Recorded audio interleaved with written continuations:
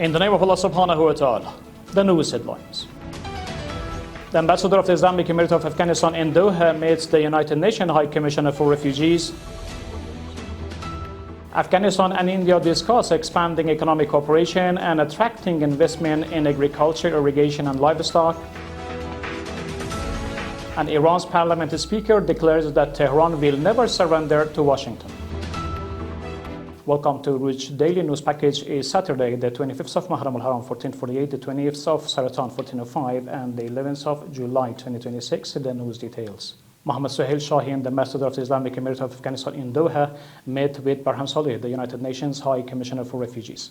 Based on the Embassy of Afghanistan in Qatar, the two sides discussed the provision of shelter, healthcare, education, and employment opportunities for Afghan returnees from Iran and Pakistan. The meeting also addressed complaints concerning the alleged unlawful confiscation of property and personal assets belonging to a number of returning migrants.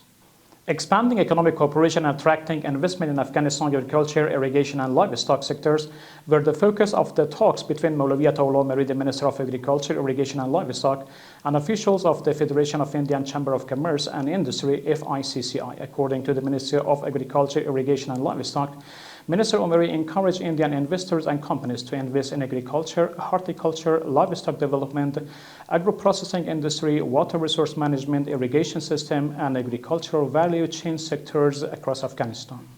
The news continuation. Sheikh Muhammad Khalid Hanafi, the Minister for the Propagation of Virtue, Prevention of Vice and Hearing of Complaints, met with religious scholars, tribal elders, and local officials from Afghanistan's southeastern province in Paktia province, where he emphasized the importance of national unity and solidarity among Afghans.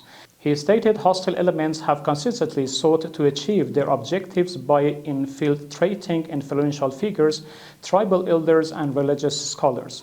The ministry further stressed that officials of the Islamic Emirate should make effective use of their authority, professional capacity, knowledge, and social standing to promote social reform and serve the people.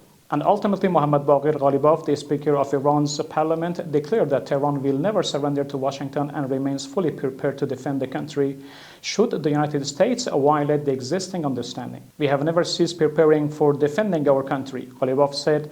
If Americans violate the current understanding, we stand ready at any moment to defend the nation with full capacity.